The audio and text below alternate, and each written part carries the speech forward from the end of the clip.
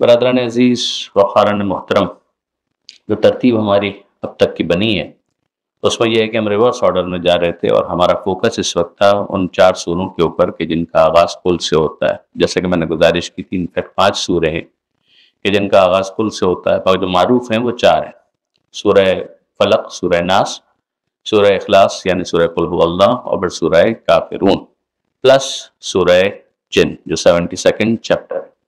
تو آپ reverse order میں جائیے تو 114 چیپٹرز ہیں، 114.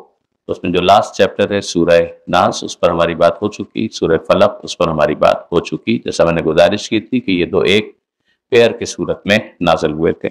پھر اس سے جو پریسیڈنگ سورہ ہے وہ ہے سورہ اخلاص، جس کو اس وقت ہم ڈسکس کر رہے ہیں. یہ 4 آیتوں پر مشتمل سورہ ہے. یہ بھی مکی سورہ ہے. سورہ فلق اور سورہ ناس کے بارے میں تو ایک گفتگو ہے کہ وہ مکی ہے یا مدنی، لیکن یہ کہ بہرحال زیادہ تر علماء اس کے بھی مکی ہونے کے قائل ہیں. اور اس میں اس بات کو ذہن میں رکھیے گا کہ کسی بھی سورے کے مکی یا مدنی ہونے کا جو یارڈ اسٹک ہے وہ ہے اس کا ہجرت کے ریفرنس سے دیکھنا ہے کہ یعنی something revealed before migration اس کو مکی کہا جاتا ہے، اور something revealed after migration یا ہجرت اس کو مدنی کہا جاتا ہے. اس کا اس سے کوئی تعلق نہیں ہے کہ وہ مکے میں نازل ہوا یا مدینے میں نازل ہوا. جیسے کہ اگر پیغمبر اکرم کی آپ سیرت کو دیکھیں گے تو آپ دیکھیں گے کہ ہجرت سے پہلے پیغمبر اکرم مکہ میں کنفائنڈ نہیں تھے، طائف بھی گئے. وہ طائف گئے ہیں تو ایسا نہیں ہے کہ وہ پیغمبر اکرم کی سیرت کا حصہ مکی سے باہر ہو جائے گا، وہ مکی ہی کہلائے گا چاہے پیغمبر اکرم مکہ میں ہوں، مکہ سے باہر ہوں. مگر اگر مائگریشن یا ہجرت سے پہلے کچھ ہے تو اس کو پیغمبر اکرم کی مکی زندگی کہا جاتا ہے. اس دوران اگر کچھ نازل ہوا ہے تو اس کو قرآن کا مکی پورشن مانا جاتا ہے. اور پیغمبر اکرم اگر ہجرت کرنے کے بعد مدینہ تشریف لے آئیں تو ایسا نہیں ہے کہ صرف مدینے میں محدود ہو گئے، بلکہ پیغمبر اکرم بدر جا رہے ہیں، احد جا رہے ہیں، خیبر جا رہے ہیں، خندق جا رہے ہیں. یہ سارے علاقے مدینے سے باہر ہیں. تو وہاں اگر کچھ نازل ہوتا ہے پیغمبر اکرم پر تو اس کو مدنی ہی کہا جائے گا، ریگارڈنس کہ پیغمبر اکرم مدینے میں ہے یا مدینے سے باہر ہے. بلکہ اگر فتح مکہ کے موقع پر پیغمبر اکرم مکہ آ گئے تب بھی اس کو مدنی ہی زندگی کا حصہ مانا جائے گا. اس لیے کہ معیار اس کے اندر یہی ہے کہ کیا ہجرت سے پہلے نازل ہوا اور کیا ہجرت کے بعد نازل ہوا. تو سورہ اخلاص کے بارے میں تو تقریباً یہ اسٹیبلش ہے کہ یہ ہجرت سے پہلے نازل ہونے والے سوروں میں شامل ہے. اس سورے کا جو فوکس ہے وہ ہے توحید، اسی لیے اس کو سورہ توحید بھی کہتے ہیں اور اس کو سورہ اخلاص بھی کہتے ہیں.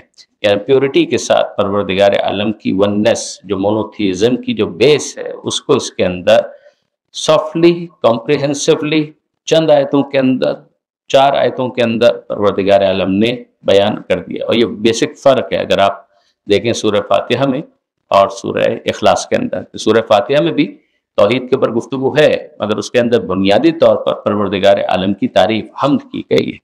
اور یہاں پر اگر آپ دیکھیں تو خدا کی توحید کو ایلابریٹ کیا گیا ہے، خدا کی توحید کو ایکسپلین کیا گیا ہے. اس کی اہمیت اگر آپ دیکھنا چاہیں تو اس حد تک ہے کہ اس سورے کے بارے میں کہا گیا کہ اگر اس کی کوئی تلاوت کرتا ہے تو ایز گڈ ایز کہ اس نے 1/3 آف دا قرآن ریسائٹ کر لیا. اگر ایک مرتبہ کوئی یہ 4 آیتوں کے مجموعے پر مشتمل سورے کی تلاوت کرتا ہے تو گویا اس نے 1/3 آف دا ہولی بک اس کی اس نے تلاوت کر لی.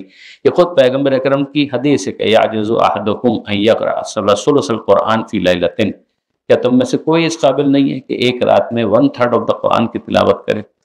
تو ظاہر ہے کہ سوال کرنے والوں نے کہا کہ کس میں اتنی طاقت ہو سکتی ہے کہ ہر رات وہ 1/3 قرآن کی تلاوت کرے. تو پیغمبر اکرم نے کہا کہ اقرؤوا قل هو اللہ احد، کہ یہ سورہ جو قل هو اللہ ہے اس کی تلاوت کر لو تو یہ ایسا ہی ہے کہ جیسے تم نے 1/3 1/3 قرآن کی تلاوت کر لی. اسی طرح سے بہت اس کی فضیلتیں بیان کی گئی ہیں. مثال کے طور پر ایک اور حدیث بھی ہم دیکھ لیتے ہیں کہ جس کے اندر یہ کہا گیا کہ اگر کوئی شخص چاہتا ہے کہ اس کے رزق میں اضافہ ہو تو اسے چاہیے کہ وہ جب گھر میں داخل ہو تو گھر میں داخل ہونے کے بعد سورہ قل هو اللہ کی تلاوت کرے. ایک دفعہ کرے اور اگر ہو سکے تو 2 مرتبہ کرے، اور وہ دیکھے گا کہ اس کے رزق میں پروردگار عالم کی طرف سے اضافہ ہوتا ہے. اور اسی طرح کی بہت ساری باتیں ہیں کہ جن کے ذریعے سے سمجھایا گیا. نماز میں بہت تاکید کی گئی کہ کوشش کرو کہ تمہاری کوئی نماز ایسی نہ ہو کہ جس میں سورہ قل هو اللہ کی تلاوت نہ کی جائے. یہی سبب ہے کہ اگر آپ دیکھیں گے کہ ہمارے یہاں ایک ٹرینڈ ہے کہ دوسری رکعت کے اندر عام طور پر الحمد کے بعد سورہ قل هو اللہ کی تلاوت تقریباً پابندی کے ساتھ کی جاتی ہے. ضروری تو نہیں ہے، نماز تو ہو جائے گی، لیکن یہ کہ تاکید اس حوالے سے بہت زیادہ کی گئی ہے. اب یہ تو ایک بنیادی اس کا انٹروڈکشن ہو گیا. اب اس کے بعد اگر ہم ذرا سا ان آیتوں کے اوپر توجہ کریں کہ بسم اللہ الرحمن الرحیم، یہ جو پروردگار عالم نے بسم اللہ، یہ بسم اللہ کے بارے میں آپ جانتے ہیں، بہت اچھی طریقے سے آپ واقف ہیں اس بات سے کہ بسم اللہ، جہاں تک آل محمد کا اس کے بارے میں نظریہ ہے وہ یہ ہے کہ ہر سورے کے آغاز میں نہ فقط یہ کہ بسم اللہ پڑھا جاتا ہے، بلکہ یہ پارٹ آف دا سورہ ہے. ایکسیپشن صرف ایک جگہ پر ہے اور وہ ہے سورہ براءت. برادران اہل سنت جو ہے وہ عام طور پر پڑھنے کے تو قائل ہیں with the exception that I mentioned، لیکن یہ کہ بہرحال وہ اس کے پارٹ ہونے نہ ہونے کے بارے میں کنفیوژن کا شکار ہے. لہٰذا وہ کہتے ہیں کہ سورہ فاتحہ کے اندر ٹھیک ہے پارٹ ہے، لیکن یہ کہ باقی سوروں کے اندر پڑھا جائے گا مگر اٹس ناٹ دا پارٹ. بہرحال وہ ساری ڈفرینسز اپنی جگہ پر. آل محمد کے جو فرامین ہیں ان کا خلاصہ بالکل کیٹیگوریکل ہے اس کے اندر کہ بسم اللہ از دا پارٹ آف ایوری سورہ ود اونلی ایکسیپشن آف سورہ براءت. تو یہ صرف ریسائٹیشن کا ایک ڈیکورم نہیں ہے، یعنی یہ میں اس لیے کہہ رہا ہوں کہ اگر آپ دیکھیں تو ایک پروٹوکول کے حساب سے ہم اعوذ باللہ بھی پڑھتے ہیں، اعوذ باللہ من الشیطان الرجیم، مگر یہ پارٹ نہیں مانا گیا، یہ پارٹ نہیں ہے. یہ ایک حکم ہے کہ جس کے اوپر ہم عمل کرتے ہیں، جس کے اوپر ہم نے پہلے بھی ڈسکس کیا تھا کہ قرآن مجید کے اندر خود خدا نے یہ کہا کہ اذا قرأت القرآن، کہ جب تم قرآن کی تلاوت کرو تو اللہ کی بارگاہ میں پناہ کے طلبگار بنو، سیک پروٹیکشن فرام یور لارڈ. کس کے مقابلے میں؟ شیطان رجیم کے مقابلے میں. تو وہ اس حکم پر ہم عمل کرتے ہیں. تو جس طریقے سے اس حکم پر عمل کیا جاتا ہے تو تقریباً یعنی برادران اہل سنت جو ہے وہ اسی کے قائل ہیں کہ جس طرح سے اس حکم پر عمل کیا جاتا ہے اسی طرح سے اس حکم پر بھی عمل کیا جاتا ہے اور بسم اللہ الرحمن الرحیم پڑھا جاتا ہے. But it may or may not be the part of the holy book in every سورہ فرام دا بگننگ. اور پھر اس کے بعد اگر آپ دیکھیں تو آل محمد کا جو نظریہ تھا وہ میں نے آپ کے سامنے گزارش کر دیا. اب ذرا سا اس کے اندر اگر ہم تھوڑا سا اس کو بڑا کریں اور دیکھنا چاہیں کہ اس کے اندر پروردگار عالم کہہ کیا رہا ہے. سب سے پہلے تو ظاہر ہے کہ یہ بسم اللہ الرحمن الرحیم، اس پہ میں زیادہ آپ کو نہیں روکوں گا کیونکہ پچھلے 2 سوروں میں بھی اس پہ بات نہیں ہوئی تھی، صرف اس لیے آپ کو متوجہ کر رہا ہوں. بسم اللہ الرحمن الرحیم یہ اس حکم پر عمل ہے کہ پارٹ تو ہے ہی، مگر حکم کیا ہے کہ ویسے بھی کل امر ذی بال لم یبدأ بسم اللہ فہو ابتر. کوئی بھی امپورٹنٹ کام جب تم انیشیٹ کرنے جاؤ تو اس کام کو شروع کرنے سے پہلے بسم اللہ پڑھا کرو. بسملہ یہ اس کا نام ہے، خود بسم اللہ الرحمن الرحیم کے لیے ایک نام، ایک عنوان، ایک ٹائٹل ہے اور وہ ہے بسملہ. بسملہ کا مطلب ہے بسم اللہ الرحمن الرحیم، کہ کل امر ذی بال لم یبدأ بسم اللہ یا بسملہ فہو ابتر، کہ اگر بسملہ سے کسی اہم کام کو شروع نہیں کیا گیا تو پھر اس کے اندر برکت نہیں ہوگی. اسی لیے آپ دیکھتے ہیں کہ کھانے سے پہلے بسم اللہ کہا جاتا ہے، کسی کام کو شروع کرنے سے پہلے بسم اللہ کہا جاتا ہے. یہ ساری چیزیں اسی لیے ہوتی ہیں. تو اللہ کے نام سے، یہ بات ذہن میں رکھیے گا کہ خود اللہ کا نام جو ہے اللہ نہیں ہے. اللہ کا نام دلالت کرتا ہے اللہ پر، یعنی خود آپ اور آپ کا نام یہ الگ الگ ہے، مگر اللہ کے نام میں بھی اتنی برکت ہے کہ جس کی وجہ سے اس سے آغاز کیا جاتا ہے کہ اللہ کے نام سے ہم شروع کرتے ہیں جو کہ رحمان ہے اور رحیم ہے. اب یہاں پر ظاہر ہے کہ اگر آپ خدا کے ناموں کے حوالے سے دعاؤں کو پڑھنا چاہیں نا تو آپ دعائے مشلول کو دیکھیں، دعائے سماعت کو دیکھیں تو اندازہ ہوگا کہ پروردگار عالم کے ناموں کے ذریعے سے خدا کی جو معرفت ہے اس کو حاصل کرنے میں انسان ایک مدد محسوس کرتا ہے. خدا رحمان ہے، خدا رحیم ہے. لفظ رحمان خدا نہیں، مگر خدا کی جو صفت ہے وہ رحمانیت کے لفظ کے ذریعے سے ہم کو سمجھ میں آتی ہے. دس از آل، جس کے ذریعے سے ہم کمیونیکیٹ کرتے ہیں. الرحیم، رحمان، جبار، قہار، غفار، یہ خدا کے نام ہیں، خدا کی صفات ہیں، ایٹریبیوٹس ہیں کہ جن کے ذریعے سے یہاں پر جو پہلی چیز ہم کو سمجھائی گئی کہ خدا کے تمام ناموں میں 2 چیزیں الرحمن اور الرحیم، ان کو ذہن کے اندر پوری طریقے سے فوکس رکھو. یہاں پر اگر آپ غور کریں خود لفظ اللہ جو یہاں نیچے بھی کئی دفعہ آئے گا، اگر آپ دیکھیں اللہ قل هو اللہ احد، پھر یہاں پر اللہ الصمد، یہ جو لفظ اللہ ہے خود اللہ کا مطلب کیا ہے؟ لفظ اللہ کا مطلب ہے مستجمع لجمیع صفات الکمال. یعنی آپ اس سے پریشان مت ہوئیے گا، مستجمع لجمیع صفات الکمال. کمال آپ جانتے ہیں پرفیکشن کو کہا جاتا ہے. انسانوں میں کمال ہو سکتا ہے but that would be relative perfection. Absolute perfection ہمارے یہاں کہیں پر بھی پاسبل نہیں، اس لیے کہ ہم بالآخر مخلوق ہیں. جو مخلوق ہے وہ خالق کی محتاج ہے، تو خالق کا محتاج ہے وہ ایبسولوٹلی کبھی بھی پرفیکٹ نہیں ہو سکتا، اس لیے کہ وہ اپنے ایسنس کے اندر، اپنے ایگزسٹنس کے اندر کوئی دوسرا اس کو وجود دے تو اس کو وجود ملے، ورنہ اس کے پاس وجود نہیں ہے، تو ظاہر ہے کہ یہ ناقص ہے۔ ایبسولوٹ پرفیکشن پروردگار عالم کے لیے مستجمع لجمیع صفات الکمال، وہ نہ فقط اپنے وجود کے اندر بلکہ اپنے ایٹریبیوٹس کے اندر بھی تمام جتنے بھی کمال کے صفات ہو سکتے ہیں، جتنے بھی پرفیکٹ ایٹریبیوٹس ہو سکتے ہیں، وہ سب خدا کے اندر ہیں۔ یہ ہے لفظ اللہ کا مطلب۔ پھر ان تمام ایٹریبیوٹس میں سے صرف دو کو یہاں پر ہائی لائٹ کیا جاتا ہے کہ الرحمن اور الرحیم۔ اور الرحمن کا مطلب ہوتا ہے خدا کی جنرل مرسی، رحیم کا مطلب ہوتا ہے خدا کی اسپیسیفک مرسی۔ جنرل مرسی کا مطلب کیا ہے؟ جنرل مرسی کا مطلب یہ ہے کہ جس سے خدا کی لارڈشپ، خدا کا رب ہونا سمجھ میں آتا ہے کہ اگر آپ اس دنیا میں دیکھیں تو یہ نہیں ہو سکتا کہ آپ کو پیاس لگے تو پانی پیاس بجھانے سے پہلے یہ پوچھے کہ تم مسلمان ہو یا کافر ہو، یہ نہیں ہوگا۔ تم مشرک ہو، منافق ہو، تم کیا ہو، شیعہ ہو، سنی ہو، اٹ ول نیور آسک۔ تو یہ پروردگار عالم کی جنرل مرسی ہے۔ زمین ہے، زمین کو اگر آپ پلا کریں اور اس میں سے بیج ڈال دیں تو پھر ظاہر ہے کہ غلہ اگے گا، تو زمین غلہ دینے سے پہلے یہ نہیں سوال کرتی کہ کسان کون ہے۔ یہ خدا کی جنرل مرسی ہے، یہ خدا کی رحمانیت ہے۔ اس لیے کہ اگر یہ رحمانیت نہ ہو تو امتحان ہو ہی نہیں سکتا۔ یعنی یہ بالکل ایسا ہے کہ جیسے اگر آپ ایگزامینیشن ہال کے اندر کسی کو اسیس کرنا چاہتے ہیں، ایگزامن کرنا چاہتے ہیں، تو آپ اس کو آنسر شیٹ تو دیں گے نا، آپ اس کو کوشچن پیپر تو دیں گے۔ جو پنکھا چل رہا ہوگا اس میں آپ فرق تو نہیں کریں گے کہ کس کو یہ پنکھا ہوا دے گا اور پنکھا ہوا نہیں دے گا۔ پیاس لگی ہے تو پانی آپ لے کر آ گئے تو سب کو پلا رہے ہیں، تو نہیں کہہ رہے کہ جناب آپ کو دیں گے اور آپ کو نہیں دیں گے۔ یہ جنرل مرسی جو ہے وہ اس دنیا کا تقاضا ہے، پروردگار عالم کی رحمانیت۔ یہاں سے وہ دوسرا لفظ ہمارے لیے واضح ہوتا ہے، رحیم۔ یہ ہے اسپیسیفک مرسی which is specific to the believers only on the day of judgment۔ اس لیے کہ وہاں پر پرفارمنس کو اسیس کرنے کے بعد ریوارڈ کا مرحلہ ہے، تو وہاں پر جو رحمت ہے وہ ہر ایک کے لیے نہیں ہے۔ یعنی یہ بی ویری کلیئر، یہ جو رحمانیت ہے یہ جنرل مرسی ہے، رحیمیت کے اندر جنرل مرسی نہیں ہے، اسپیسیفک مرسی ہے، ورنہ تو جہنم میں کسی کو بھی نہیں جانا چاہیے۔ Are you getting the point؟ ورنہ جہنم میں کوئی کیوں جائے گا؟ اس لیے خدا اگر اپنے رحم کے ساتھ ہی سب کے ساتھ معاملہ کرے تو nobody needs fire، کسی کو بھی جہنم میں اس کے شعلوں کے اندر، ان فلیمز کے اندر نہیں ڈالنا چاہیے۔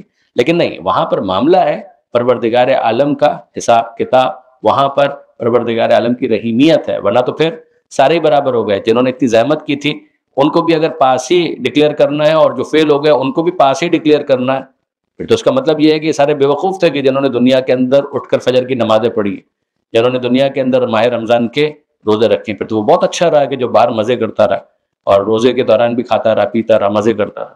تو ظاہر ہے کہ یہ چیز وہاں پر پروردگار عالم کی جو رحیمیت ہے وہ وہاں پر ریفلیکٹ ہوگی۔ یہ آپ نوٹ کیجئے، اللہ کے نام سے شروع کرتے ہیں، وہ رحمان ہے، وہ رحیم ہے۔ اس ایک جملے کے اندر کتنی جامعیت ہے؟ اللہ کے نام سے، کسی اور کے نام سے کیوں نہیں؟ اس لیے کہ وہ ایک ہے، اللہ۔ الرحمن، وہ رحمان ہے، اس نے جنرل مرسی ہم کو دی ہے، یہاں پر ایک فیسیلیٹیٹ کیا ہے کہ ایمبیانس، ایک انوائرمنٹ دیا ہے کہ جس کے اندر we are suppose to perform ہم کیسے کریں گے جب تک وہ بتائے گا نہیں کہ پرفارمنس چاہیے کیا؟ لہٰذا ہدایت کی ضرورت ہے، یہیں سے نبوت، رسالت، قرآن سب شروع ہو جاتا ہے۔ پھر رحیمیت، کہ یہ مت سمجھنا فنجعل المسلمین کالمجرمین، کہ کیا ہم مسلم اور مجرم کو ایکولی ٹریٹ کریں گے؟ ایسا نہیں ہوگا۔ رحیمیت، یہاں رحمانیت ہوگی، وہاں قیامت کے دن رحیمیت ہوگی۔ یعنی اگر آپ اس کے اندر دیکھیں، اس ایک بسم اللہ الرحمن الرحیم کے اندر آپ کے عقائد بھی ہیں، ریفلیکٹ ہو رہے ہیں، اور آپ کے اعمال بھی ریفلیکٹ ہو رہے ہیں، صرف اس ایک جملے کے اندر، بسم اللہ الرحمن الرحیم۔ پھر اس کے بعد آگے بڑھی، اب یہاں پروردگار عالم اس کو ایلوبریٹ کرتا ہے۔ قل هو اللہ احد، کہہ دیجئے، یہ وہ قل کہ جس طرح سے سورہ فلق میں تھا، سورہ ناس میں تھا، اسی طریقے سے یہاں پر بھی یہ شروع ہوا، قل، کہہ دیجئے۔ کیا کہہ دیجئے؟ هو اللہ احد، وہ جس کی ہم بات کر رہے ہیں وہ اللہ ہے اور وہ احد ہے۔ یہ یہاں پر انٹرسٹنگ ہے، ذرا پہلے اس کو دیکھتے ہیں، پھر اس کے بعد اس کے اوپر واپس آتے ہیں۔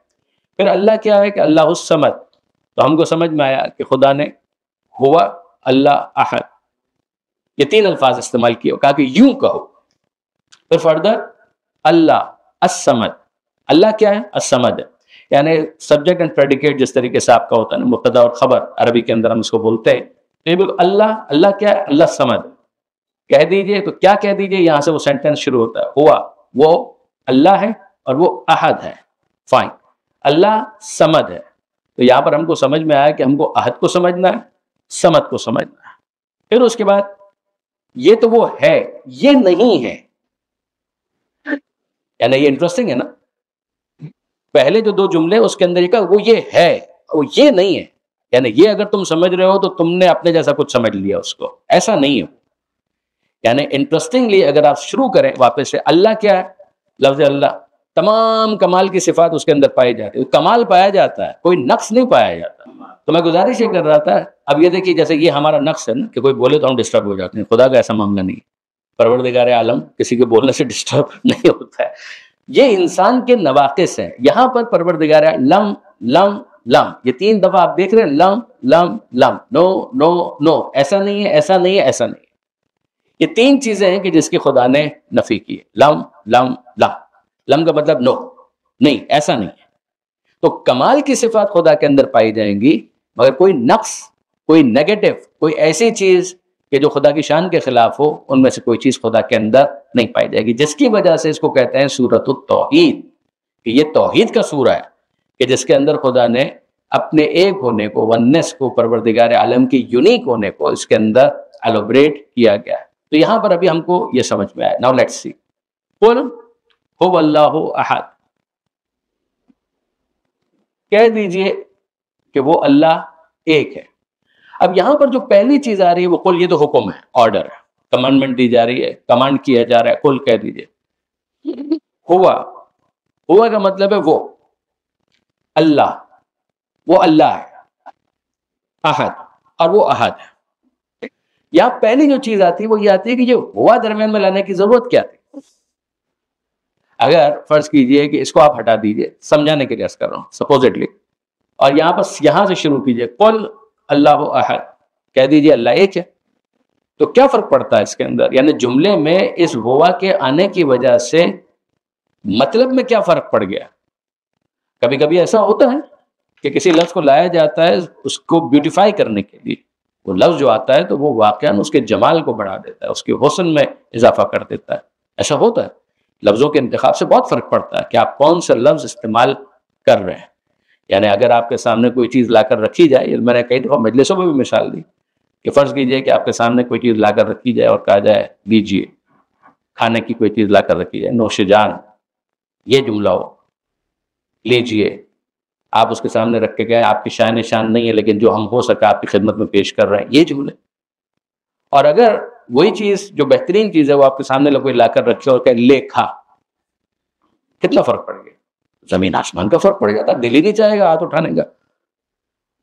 لے کھا، لے کھا کیا ہوتا ہے؟ تو کھانا تو وہی کھانا ہے، مگر لفظوں کے انتخاب سے بہت فرق پڑ جاتا ہے. کیا یہاں پر ایسا معاملہ ہے؟ نہیں، ایسا نہیں ہے. صرف ایسا نہیں.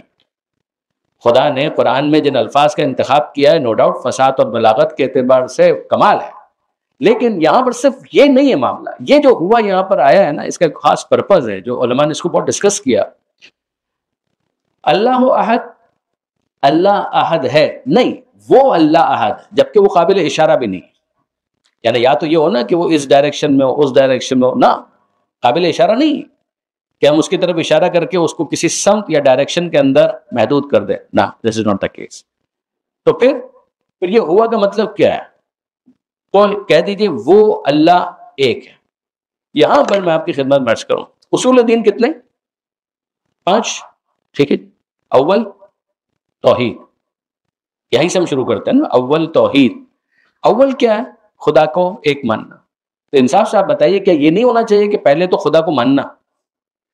اول تو یہ ہونا چاہیے نا کہ خدا کو ماننا بھی ہے یا نہیں ماننا، پھر دیکھیں گے کہ وہ ایک ہے یا 100 ہے. تو اصول میں تو پہلے یہ ہونا چاہیے تھا خدا کو ماننا، پھر اس کے بعد خدا کو ایک ماننا.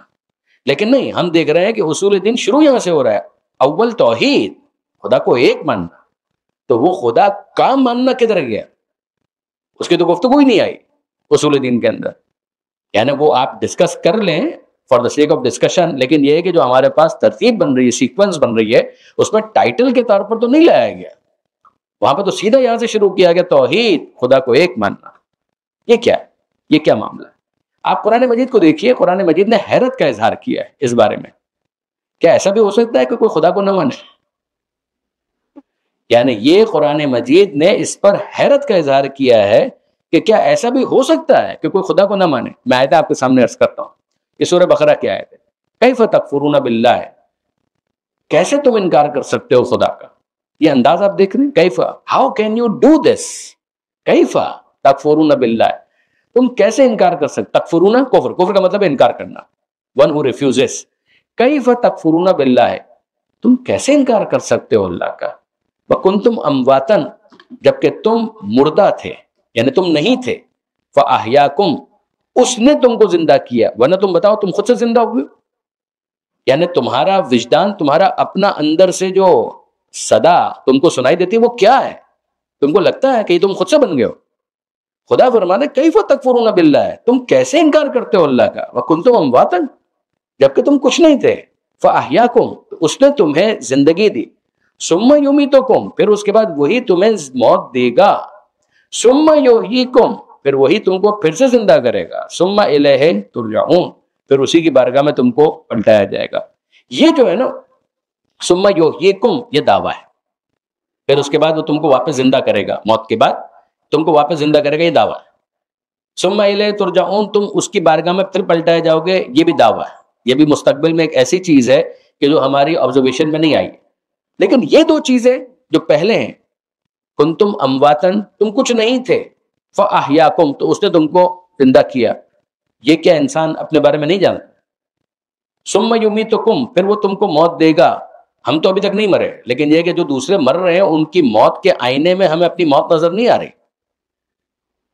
جو پیدا ہو رہے ہیں ان کے آئینے میں ہمیں اپنا ماضی نظر آ رہا ہے. جو اس دنیا سے جا رہے ہیں ان کے آئینے میں ہمیں اپنا مستقبل نظر آ رہا ہے. اس کے بعد کے جو دو مراحل ہیں وہ کلیم ہے، نو ڈاؤٹ. مگر اگر اسٹیبلش ہو جائے کہ یہ دو کام وہ کر سکتا ہے تو وہ بعد کے دو کام کرنا کون سا مشکل کام ہے. یہ ہے قرآن مجید کی اپروچ، کہ جس کے ذریعے سے قرآن کنیکٹ کرنا چاہتا ہے اپنے ریڈر کے ساتھ، کہ پہلے تم اس بارے میں غور کر لو اچھی طریقے سے کہ کیا ایسا ہو سکتا ہے. یعنی چاہے تمہارے سامنے کوئی کتنا ہی فلسفیانہ انداز میں، فلسفک اپروچ کے ساتھ کوئی چیز بیان کرے، تم اپنے آپ سے پوچھو تم کو لگتا ہے ایسا ہو سکتا ہے. یہ ایک آیت ہے.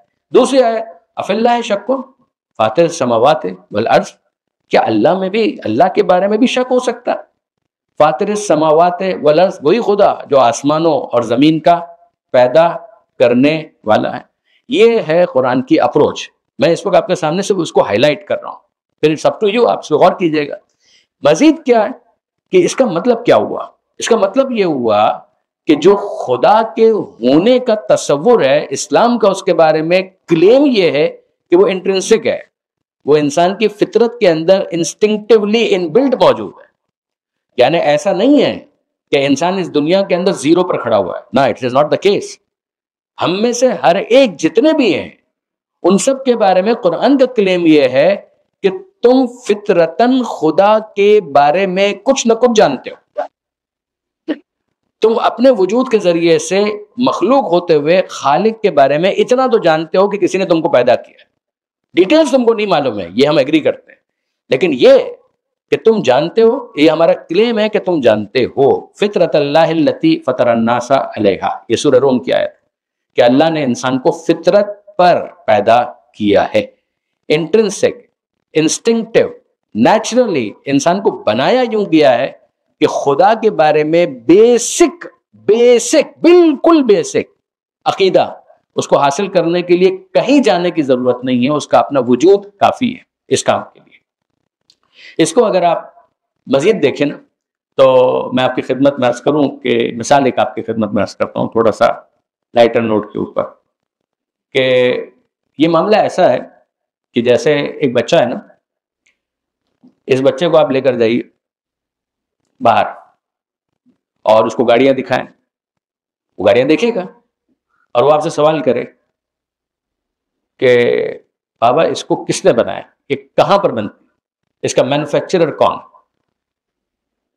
یہ وہ سوال کیوں کر رہا ہے کہ اس کا مینوفیکچرر کون. وہ پہلا سوال یہ کیوں نہیں کر رہا کہ اس کا کوئی مینوفیکچرر ہے بھی یا نہیں. یعنی اگر وہ گاڑی اس کو بہت پسند آ گئی تو وہ سوال کر رہا ہے کس کمپنی نے اس کو بنایا، یہ کس کمپنی کا برانڈ ہے. یہ وہ کوشچن کیوں کر رہا ہے. اس کا کوشچن تو یہ ہونا چاہیے نا کہ سب سے پہلے تو کہ اس گاڑی کو کسی نے بنایا بھی ہے یا خود سے بن گئے. نہیں کرے گا یہ سوال، کبھی آپ سے نہیں کرے گا. اچھا آپ مجھے بتائیے کہ آپ کتنی قسمیں کھائیں تو اس کو یقین آ جائے گا. کہ یہ گاڑی خود سے بنی ہے؟ آپ کتنی قسمیں کھائیں گے؟ آپ قرآن سر پہ رکھیں، آپ اپنے سر کی قسم کھائیں، آپ خدا کی کسی کی بھی کھائیں، اور اس کو کہیں کہ نہیں بیٹا تم کو غلط فہمی ہوئی تو خود بخود بن گئے ہوگا، وہ کہے گا یہ تو میں نے پوچھا ہی نہیں ہے، یہ تو میں نے آپ سے پوچھا ہی نہیں ہے کہ یہ خود بخود بنی ہے یا کسی نے بنایا، یہ تو میں جانتا ہوں کہ کسی نے بنایا تو ہے، میں تو یہ پوچھ رہا ہوں کہ کس نے بنایا ہے۔ آپ غور کر رہے ہیں سوال کی سیکوینس، آپ دیکھ رہے ہیں کوشچنس کی؟ یہاں پر آپ غور کیجئے، قل هو اللہ احد، کہہ دیجئے وہ اللہ، وہ ایک ہے۔ کیا مطلب ہوا؟ اتنا تو تم کو پتا ہے، اتنا تو تم کو پتا ہے کہ وہ ہے۔ اگلا جو تمہارے ذہن میں سوال آنا چاہیے وہ یہ کہ تم نام نہیں جانتے ہو، ٹھیک ہے، یہ تمہیں پتا نہیں ہوگا، ہو سکتا ہے تمہیں یہ نہ پتا ہو کہ وہ ایک ہے یا 100 ہے، اس پہ تم کچھ کنفیوژن تمہارے دل کے اندر چل رہی ہو، تو وہ ہم تمہاری کنفیوژن دور کرتے ہیں۔ اب آئیے ذرا سی اسی بات کو سمجھانے کے لیے علامہ طالب جوہری رحمۃ اللہ علیہ، ہمارے استاد، انہوں نے ایک بہت پیاری مثال دی تھی اپنے ایک لیکچر میں، بہت خوبصورت مثال دی تھی کہ بھائی آپ اس وقت مجھے دیکھ رہے ہیں نا، آپ اس وقت مجھے دیکھ رہے ہیں، میں تو آپ سب کو دیکھ رہا ہوں، یعنی آپ لوگوں کی توجہ تو میری طرف ہے نا، لیکن یہ کہ میں تو آپ سب کو دیکھ رہا ہوں۔ اچھا، جو پہلی لائن کے اندر افراد بیٹھے ہوئے ہیں وہ پیچھے کوئی بھی جتنی بھی لائنز ہیں ان میں جو افراد بیٹھے ہوئے ان کو نہیں دیکھ پا رہے، سیکنڈ لائن والے فرسٹ لائن والے کو دیکھ پا رہے ہیں، تھرڈ لائن والوں کو نہیں دیکھ پا رہے، جو تھرڈ لائن میں وہ فورتھ لائن والوں کو اور آن ورڈز نہیں دیکھ پا رہے۔ دس از دا کیس۔ اچھا، اب آپ میں سے مثال کے طور پر جو افراد یہاں پر موجود ہیں، کسی نے پیچھے سے ایک بال پھینکا جو آپ کے سر پر لگا، یا اور بھی آسان کر دوں، آپ کے سر پر ہاتھ مارا اور انجان بن کے یوں بیٹھ گئے، ہاتھ مارا اور انجان بن کے یوں بیٹھ گئے کہ جیسے وہ میرے لیکچر کو بڑی توجہ کے ساتھ سن رہا ہے۔ اگر وہ ہاتھ مارے تو آپ کیا کریں گے؟ پیچھے مڑ کے دیکھیں گے نا کہ کون ہے یہ کہ جس نے یہ شرارت کی، اور وہ تو انجان بن کے بیٹھے ہوئے ہیں۔ تو جو پچھلی لائن کے اندر جو 2-3 افراد آپ کی امیجیٹ پیچھے ہیں، ان میں سے آپ کو کسی کے بارے میں شک ہوگا، کون تھا، یہ تھا، یہ تھے، وہ تو تینوں کے تینوں چاروں انجان بن کے بیٹھے ہوئے، کوئی ایکسپریشن نہیں ہے۔ آپ مجھ سے اگر یہ پوچھیں کہ مولانا کون تھا، اگر آپ مجھ سے یہ پوچھیں کہ مولانا کون تھا، تو میں کہوں کہ کوئی نہیں تھا، آپ کا جواب کیا ہوگا؟ میں نے آپ سے یہ نہیں پوچھا ہے کہ کوئی تھا یا نہیں تھا، اتنا تو مجھے پتا ہے کہ کوئی تھا، غور کیجیے گا۔ میں کہوں نہیں، میں قسم کھا کر کہتا ہوں کہ کوئی نہیں تھا، تو آپ کہیں گے یہ آپ قسم کھائیں یا 100 مرتبہ قرآن اٹھائیں یا کچھ بھی کہیں، یہ تو مجھے پتا ہے کہ کوئی تھا، یہ تو میرا کوشچن ہی نہیں ہے کہ کوئی تھا یا کوئی نہیں تھا، کوشچن میرا یہ ہے کہ کوئی تھا، مگر وہ جو کوئی تھا وہ کون تھا، میں تو اس کے بارے میں جاننا چاہ رہا ہوں۔ یہ میں خود سے جانتا ہوں کہ وہ کوئی تھا۔ اب آپ غور کیجیے، قل ہوا، اے حبیب کہہ دیجئے وہ کہ جس کوئی کے بارے میں تم جانتے ہو کہ کوئی تو ہے کہ جس نے بنایا، اس کوئی کے بارے میں آپ کون کا ہم تعارف کروا رہے ہیں کہ وہ کوئی جو تھا تمہارے دل دماغ فطرت کے اندر، اللہ، وہ اللہ ہے۔ اس اللہ کی صفت یہ ہے احد، کہ وہ یونیک ہے، اس جیسا پھر کوئی نہیں ہے، وہ ایک یکتا اکیلا یگانہ۔ یہ ہے اس ترتیب کے ساتھ آگے بڑھنے کا ایک فائدہ، ایک اپروچ، کہ کہہ دیجئے ہوا وہ کوئی کا جو تصور تمہارے پاس ہے وہ بالکل صحیح ہے، مگر وہ کون ہے، اس کا نام ہم تمہیں دیتے ہیں اللہ، وہ اللہ ہے، تمام کمال کی صفات اس کے اندر پائی جاتی ہیں، احد، اور وہ ایک ہے، وہ یکتا ہے، وہ یونیک ہے۔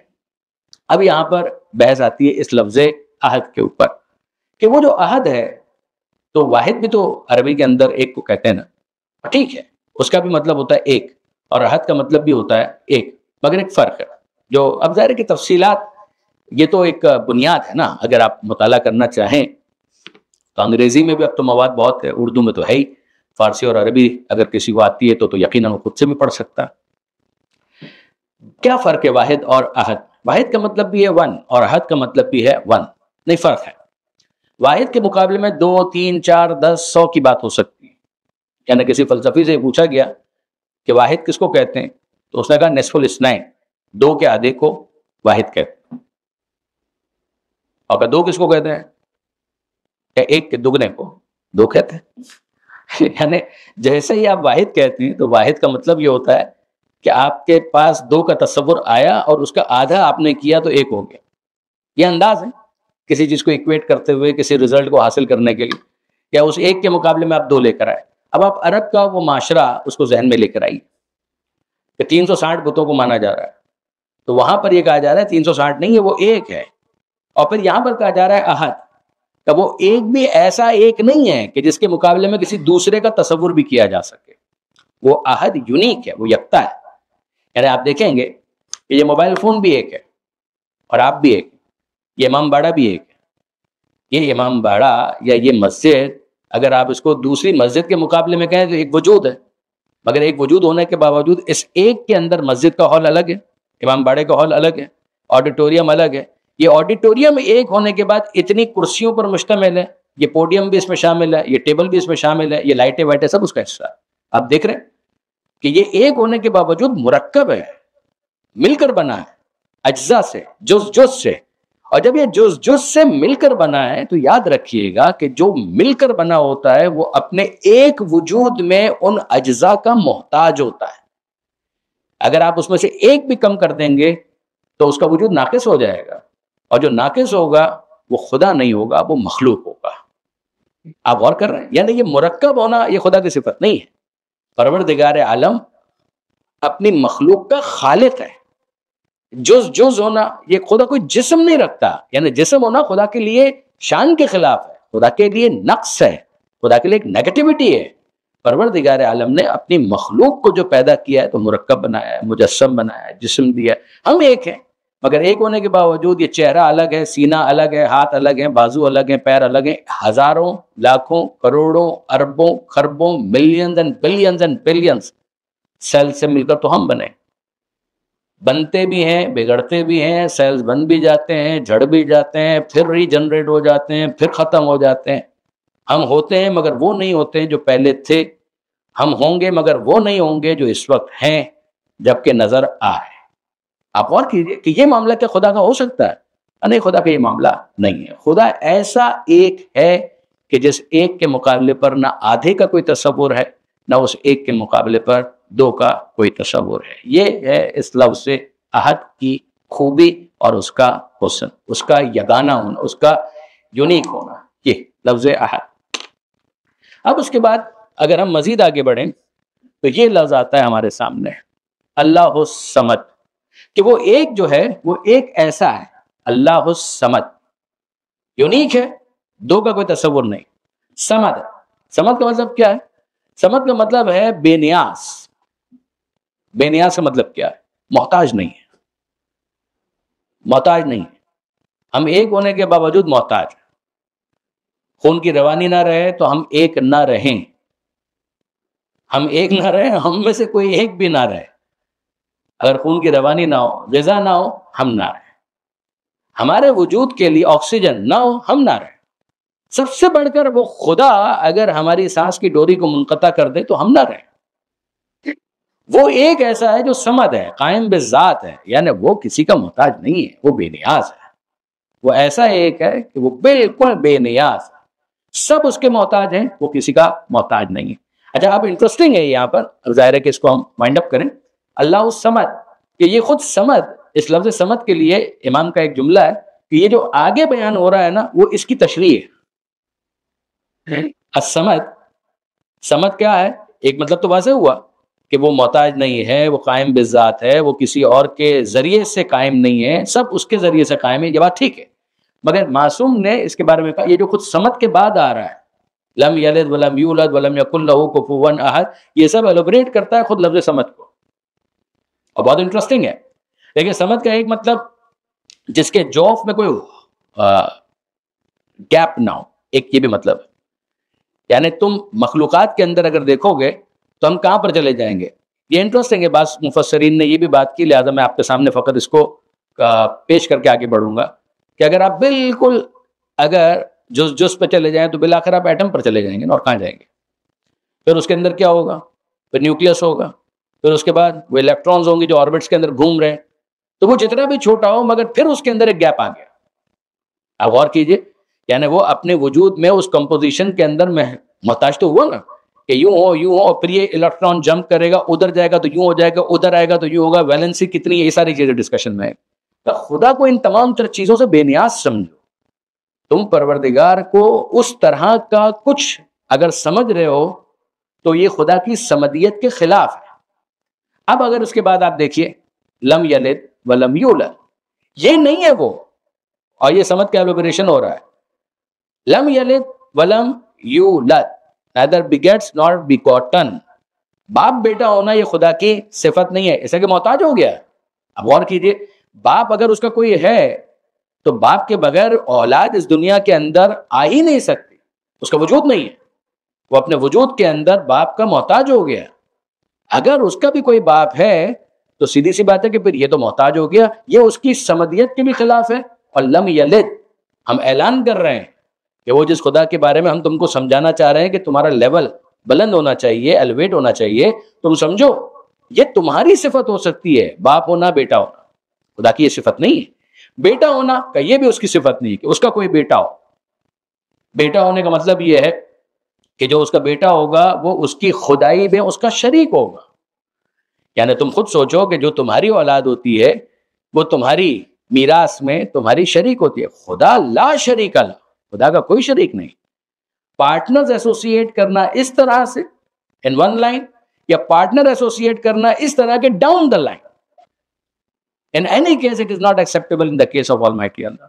لم یلد ولم یولد. مخلوق سب ہے اس کی, اس مخلوق کے اندر خدا کے چہیتے بھی ہو سکتے ہیں, خدا کے مصطفیٰ بندے بھی ہو سکتے ہیں, خدا کے مرتضیٰ بندے بھی ہو سکتے ہیں, مجتبیٰ بندے بھی ہو سکتے ہیں, وہ سب ہو سکتے ہیں, وہ سب ہو سکتے ہیں, نبی ہیں, رسول ہیں, وہ سب ٹھیک ہے.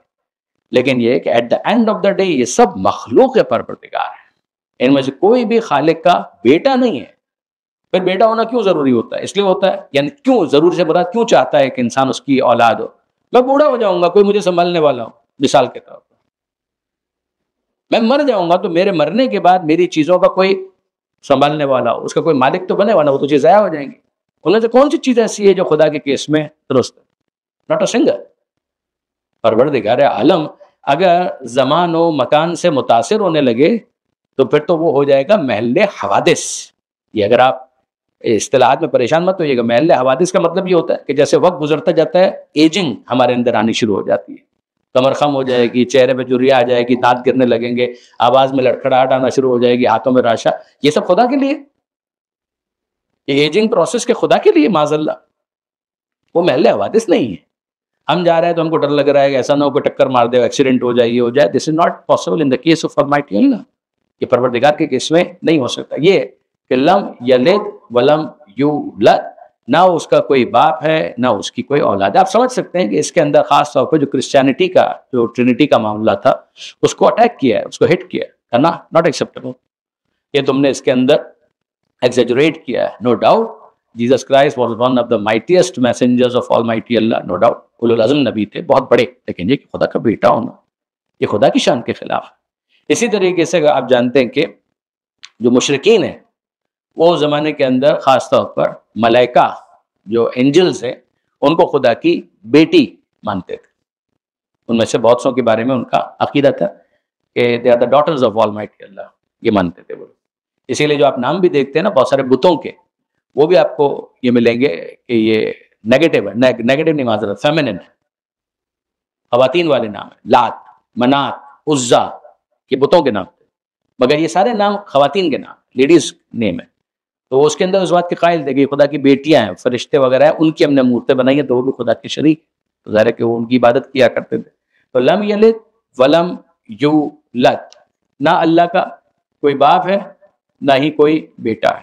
پھر اس کے بعد آگے ولم یکن لہ کفوا احد, یہ ناراض ہو گیا,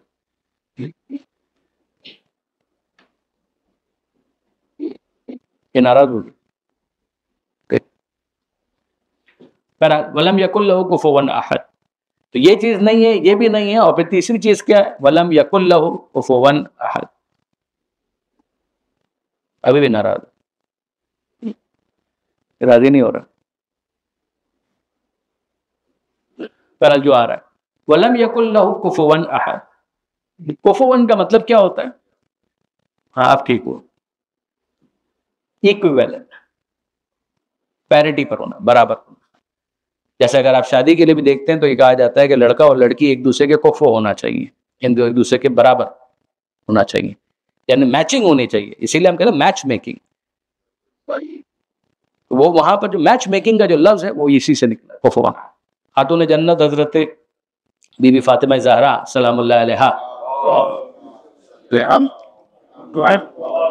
ان کے بارے میں بھی آپ نے سنا ہوگا کہ یہ جملہ تھا کہ اگر علی نہ ہوتے تو زہرا کو کوئی کفو نہ ہوتا. کفو نہ ہوتا یعنی کوئی ان کا میچ نہیں بن سکتا تھا، کوئی بھی اس دنیا کے اندر ان کا ہمسر نہیں ہو سکتا تھا. ہمسر کا لفظ آپ نے سنا ہوگا، اس کے لیے کفو کا لفظ بھی اردو میں کبھی کبھی استعمال ہو جاتا ہے، ایکویویلنٹ، اس کے برابر، اس جیسا کوئی نہیں. لیسا کمثلہ شیء، کوئی بھی اس جیسا نہیں ہے. ان شارٹ اس کی کوئی بیوی بھی نہیں، کوئی اس کی بیوی نہیں ہے، کوئی اس کا ہمسر نہیں ہے، کوئی اس کا شریک نہیں ہے. اس طرح سے بھی اور اس طرح سے بھی ساری چیزیں پروردگار عالم نے اس کے اندر سمجھائی. تو ابھی بھی نعرہ قل هو اللہ احد اللہ الصمد لم یلد ولم یولد ولم یکن لہ کفوا احد. کہہ دیجئے وہ اللہ ایک ہے. وہ فطرت میں موجود تمہارا جو عقیدہ ہے اسی کو تم مزید بیدار کرو. جو نہیں معلوم ہے وہ ہم بتاتے ہیں. وہ جو تمہارا عقیدہ ہے اس کے بارے میں ہم تمہیں انفارم کرتے ہیں. نام اللہ احد، وہ ایک ہے، یکتا ہے، یگانہ ہے. اس کے مقابلے میں دو کا تصور بھی نہیں ہے، اور وہ یونیک ہے، اس کے بارے میں آدھے کا تصور بھی نہیں، کسی جز سے مل کر وہ نہیں بنا ہے. یہ تمام تر چیزیں اپنے ذہن سے نکال دو. اللہ الصمد، وہ صمد ہے، بے نیاز ہے، محتاج وہ کسی کا نہیں. وہ کسی کا جب محتاج نہیں ہے تو اس کی دلیل کیا ہے؟ مزید لم یلد ولم یولد ولم یکن لہ کفوا احد، کہ نہ اس کا کوئی باپ ہے، نہ اس کا کوئی بیٹا ہے، اور نہ ہی وہ کوئی ہمسر رکھتا ہے، نہ کوئی اس کی پیرٹی پر ہے، کوئی اس کا ایکویویلنٹ نہیں ہو سکتا. یہ بات ہماری مکمل ہو گئی. آپ کا کوئی سوال ہے تو ارشاد فرمائیے. مائک دیجیے گا.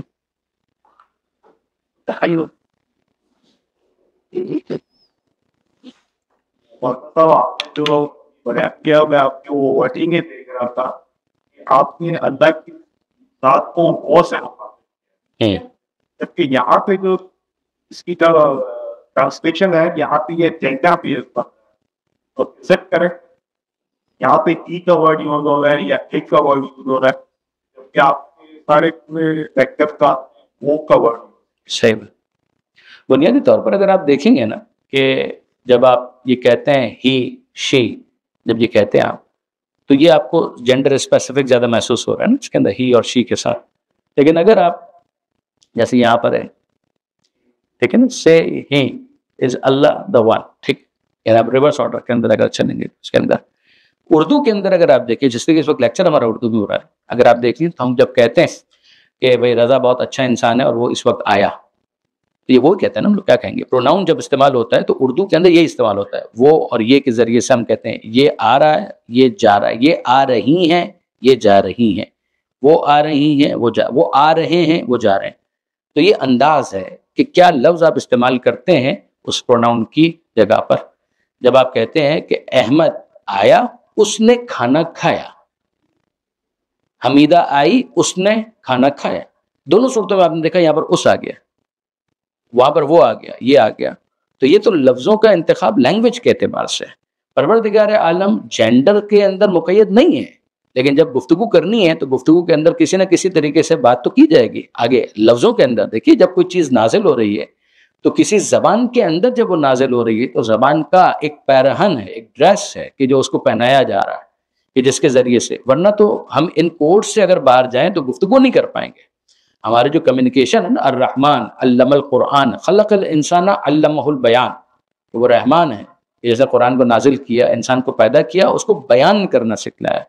تو یہ بیان کرنا جو ہم کو خدا نے سکھلایا تو یہ زبانیں وجود میں آئی ہیں کہ جس سے ہم لوگ گفتگو کرتے ہیں. پھر اس کے بعد اگلا مرحلہ آتا ہے کہ قرآن کو خدا نے کس زبان میں نازل کیا ہے؟ عربی مبین کے اندر. تو عربی کے اندر جب گفتگو ہوگی تو عربی کے اندر گفتگو کے لیے کوئی ڈیکورم ہے یا نہیں ہے؟ کیا لفظ اللہ قرآن کے نازل ہونے سے پہلے استعمال ہوتا تھا؟ بالکل ہوتا تھا. لفظ رحمان سے وہ لوگ وحشت کرتے تھے، یاد رکھیے گا. مر رحمان، رحمان کیا ہوتا ہے ہم کو نہیں معلوم، سورہ فرقان کے اندر. لیکن لفظ اللہ اگر آپ دیکھیں تو لفظ اللہ تو ان کے لیے معروف تھا. لئن سألتهم من خلق السماوات والارض ليقولن اللہ. اگر آپ ان سے سوال کیجئے کہ کس نے پیدا کیا آسمانوں کو اور زمین کو، تو یہ کہیں گے اور حتماً کہیں گے کہ اللہ نے پیدا کی. تو لفظ اللہ ان کے لیے اجنبی نہیں تھا. لفظ اللہ سے وہ کچھ نہ کچھ واقفیت رکھتے تھے. لیکن مسئلہ کیا تھا ان کا کہ کیا لفظ اللہ کو وہ استعمال کرتے تھے؟ جی ہاں کرتے تھے. تو اس موقع پر خدا کے لیے وہ کیا استعمال کرتے تھے؟ ہوا یا ہیا، ہوا ہی استعمال ہوتا تھا. جیسے اگر آپ انگریزی کے اندر دیکھیں تو آج بھی ہم کیپٹل جی کے ساتھ خدا واحد کی بات کرتے ہیں، اور جو بت ہوتے ہیں ان کے لیے جب استعمال کرتے ہیں تو اسمال جی استعمال کرتے ہیں. یہ ایک لینگویج کا اسٹائل ہے، ایک لینگویج کا انداز ہے. پاکستان کے لیے پروناؤن کیا استعمال کیا جائے گا؟ ایک عرصے کے بعد مجھے سمجھ میں آیا کہ کنٹری کے لیے شی استعمال ہوتا ہے. I did not have an idea honestly speaking. مگر یہ کہ پھر بعد میں جب لٹریچر وغیرہ کو دیکھا تو یہ ہوتا ہے بھائی، ملک کے لیے شی استعمال ہوتا ہے. اب یہ آپ میں سے وہ انگریزی کے جو مزید ماہرین ہیں وہ اس پہ مزید روشنی ڈال سکتے ہیں. ہم نے تو جو لٹریچر وغیرہ کے اندر دیکھا تو مجھے یہ اندازہ ہوا کہ نہیں جناب یہاں پہ تو اس کا کوئی تعلق مؤنث حقیقی سے نہیں ہے. شاید پہلے بھی بات آئی تھی کہ ایک ہوتا ہے مذکر حقیقی اور ایک ہوتا ہے مذکر مجازی. ایک ہوتا ہے مؤنث حقیقی، ایک ہوتا ہے مؤنث مجازی. آپ ریکال کریں کہ شاید پہلا لیکچر تھا، میں نے دہی اور حلیم کی مثال دی تھی کہ اہل زبان حضرات فیصلہ تو کریں کہ دہی کھایا جاتا ہے یا کھائی جاتی ہے، حلیم کھایا جاتا ہے یا کھائی جاتی ہے. ہم جو کہ اہل زبان نہیں ہے لہٰذا ہمارے لیے اردو کے 100 خون معاف ہیں، تو ہم کھایا جاتا بھی بول سکتے ہیں، کھائی جاتی بھی بول سکتے ہیں. لیکن اگر آپ کھایا جاتا کہیں تب بھی کوئی مرد تو نہیں بن جائے گا، اور کھائی جاتی کہیں گے تو وہ مؤنث تو نہیں بن جائے گا کہ حلیم کو ہم حجاب کروائیں یا حلیم کو وہ 3 پیس سوٹ پہنیں، کیا پہنا ہے؟ ایسا کچھ بھی نہیں ہے. تو اس کا کوئی تعلق حقیقی جینڈر سے تو نہیں بنے گا نا. یہ تو وہ گفتگو کے اندر جب آپ کسی بات کو بیان کرتے ہیں، سورج طلوع ہوتا ہے تو سورج کوئی مرد تو نہیں بن گیا. سورج ستارے ٹمٹماتے ہیں یا ستارہ ٹمٹماتا ہے تو ایسا تو نہیں ہے کہ وہ کوئی مذکر حقیقی بن گیا. اس کا کوئی جینڈر سے وہ تعلق نہیں ہے. آپ غور کر رہے ہیں، یہ اشارے ہی کے لیے ہوتا ہے، لیکن اشارہ کوئی واقعی اشارہ نہیں کہ جس جہت کے اندر، یہ اس کانسیپٹ کی طرف اشارہ ہے. قل هو اللہ احد، کہہ دیجئے وہ اللہ ایک ہے، یعنی وہ جس کا تصور تمہارے پاس موجود ہے، وہ جو کچھ تصور تمہارے پاس موجود ہے اس کی طرف ہم اشارہ کر رہے ہیں کہ اس کے بارے میں ہم ڈیٹیل دے رہے ہیں. وہ اللہ ہے، احد. ٹھیک ہے.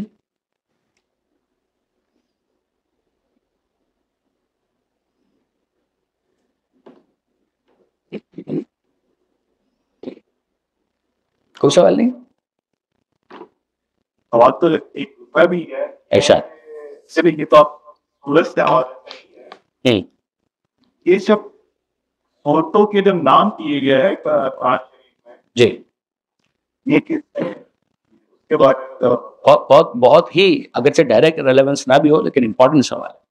بنیادی طور پر یاد رکھیے گا کہ قرآن مجید کے متعلق کچھ اصطلاحات ہیں کہ جو بہت استعمال ہوتی ہیں. ان میں سے کچھ وہ ہیں کہ جن کا کوئی سراغ یعنی آپ ٹریس کریں گے تو آپ کو نہیں ملے گا پیغمبر اکرم کے زمانے میں خود قرآن مجید کے اندر. مثال کے طور پر پارا، یہ پارا تو عربی کا لفظ ہی نہیں ہے، پے تو عربی میں ہوتا ہی نہیں.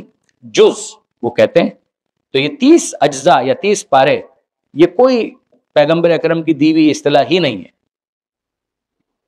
قرآن کے اندر بھی اس کا کوئی ذکر نہیں آیا.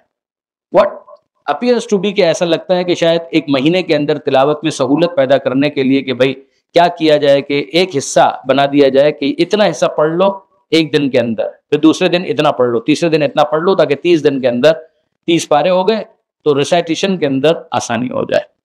اٹ سیمز کہ شاید یہ ریزن ہوگا. اسی طریقے سے آپ دوسرے بعض اصطلاحات سنتے ہیں، رکوع 1 رکوع پڑھ لیا، 2 رکوع پڑھ لیا، یہ پیراگرافنگ ہے.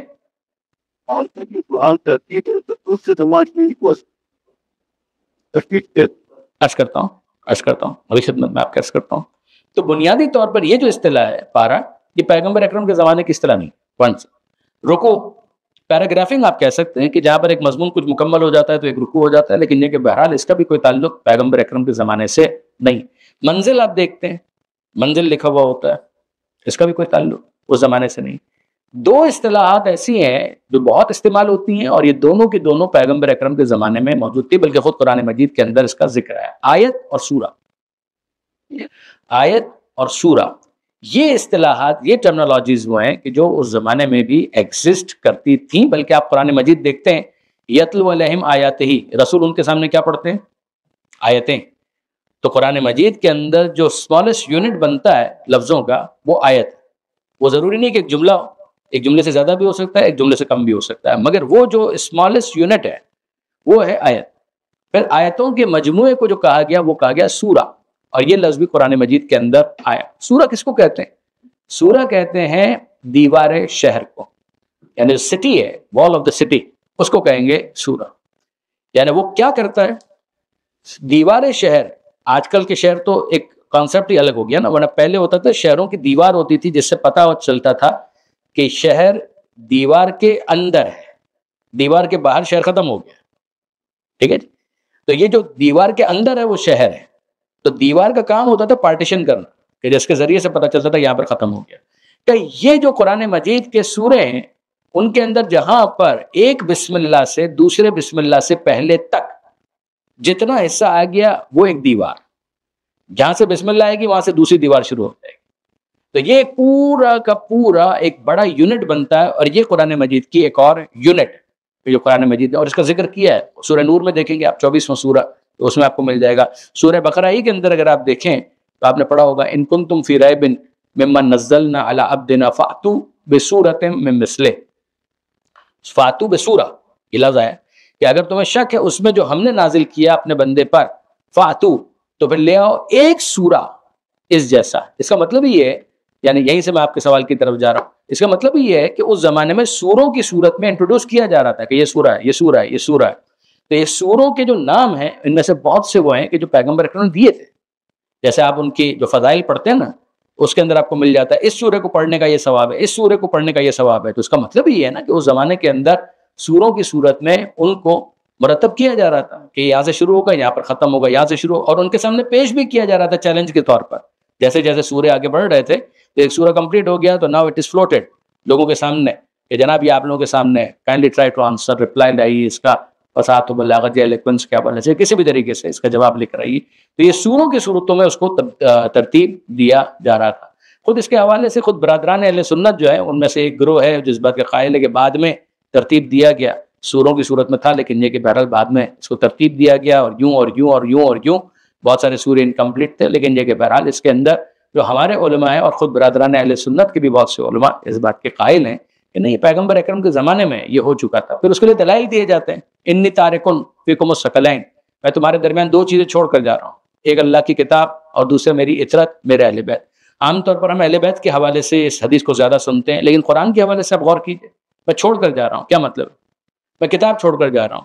کتاب کا مطلب کیا ہوتا ہے؟ بکھرے ہوئے اوراق، ایک پیج ادھر ایک پیج ادھر، ایک کاغذ ادھر ایک کاغذ ادھر، اس کو کتاب تو نہیں کہیں گے، یہ تو بکھرے ہوئے اوراق ہیں.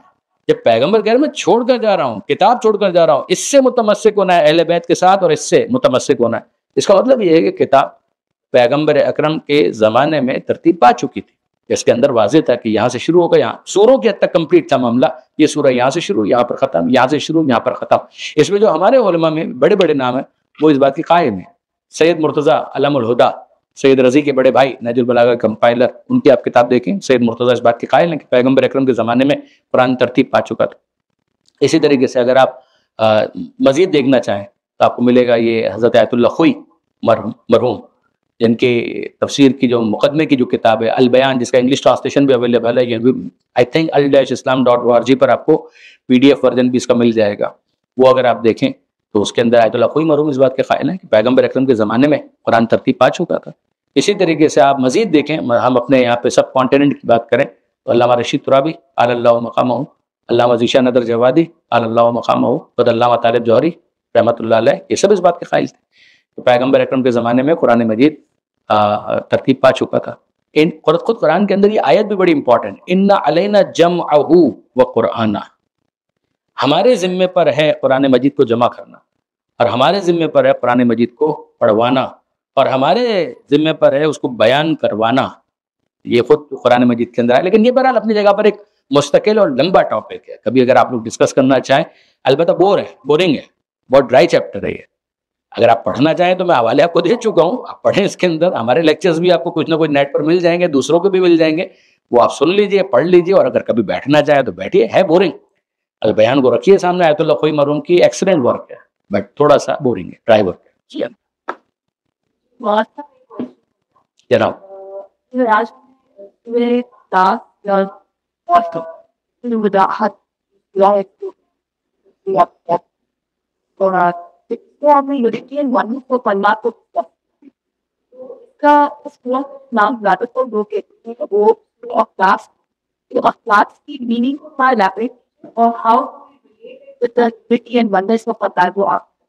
ظاہر ہے کہ جب بھی امپیورٹی آئے گی تو وننس متاثر ہوگی نا.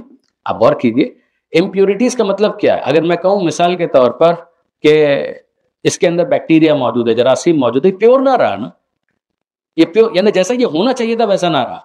تو جو آیا ہے اس نے ایڈ آن کیا ہے اور ایڈ آن کر کے اس کو خراب کیا ہے. اسی طریقے سے خدا ایک ہے تو فی الواقع تو خدا کے ساتھ کوئی ایڈ نہیں ہو سکتا, لیکن یہ ہے کہ جو تم نے اپنے ذہنوں کے اندر خدا کے ساتھ امپیورٹیز کو ایڈ کیا ہوا ہے اس کو ڈیٹیچ کرو اور اس کے پیورلی ایک ہونے کو سمجھو. یہ اخلاص کا مطلب. اخلاص کا مطلب ہے پیورٹی.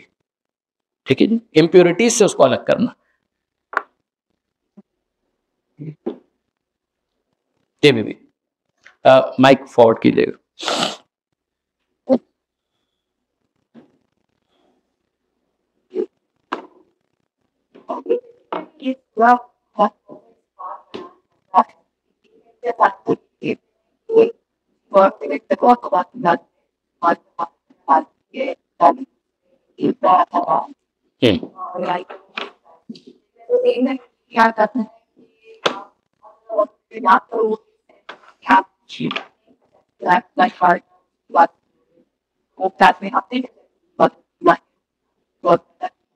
اسی کو تو کریکٹ کیا نا. اگر آپ غور کریں تو امپیورٹیز جو ہے وہ کہاں سے آتی ہے؟ امپیورٹیز آتی ہے انسان کے تھاٹ پروسیس کی کہیں نہ کہیں مسٹیکنلی رانگ ڈائریکشن میں جانے کی وجہ سے. تو ایسا جب ہوگا تو پھر کیا ہوگا؟ تو انسان جو ہے وہ غلط کانسیپٹس کو لے لے گا. تو اس کو کریکٹ کرنے کے لیے کیا کیا جائے؟ اب آپ ذرا دیکھیے, یہ جو آپ نے کہا تو مجھے یاد ہے کہ now it is the time to share with you this hadith, a beautiful narration. یہ چوتھے امام کا ہے, امام زین العابدین علیہ الصلوۃ والسلام کا. ان اللہ عز وجل, یقیناً خدا عز وجل, علم جانتا تھا, انہ یکون فی آخر زمان, کہ آخر زمان میں, کہ جیسے جیسے زمانہ آگے بڑھے گا تو آخری زمانے میں لوگ آئیں گے, اقوام متعمقون who would like to go a little deeper, جو عمق کو پسند کریں گے کہ تھوڑا سا تعمق کریں. تعمق کا مطلب ہوتا ہے ڈیپر, ڈیپ اندر ڈگ کر کے تھوڑا سا اور زیادہ سمجھنے کی کوشش کریں گے. فانزل اللہ تعالی قل هو اللہ احد, تو اللہ نے ان کے لیے قل هو اللہ احد کے سورے کو حاصل کیے. والآیات من سورۃ الحدید, اور جو سورہ حدید ہے اس کی آیتوں کو نازل کیا ہے. 57 چیپٹر آف دا ہولی بک, جس کے اندر پروردگار عالم کی صفات کا بیان ہے.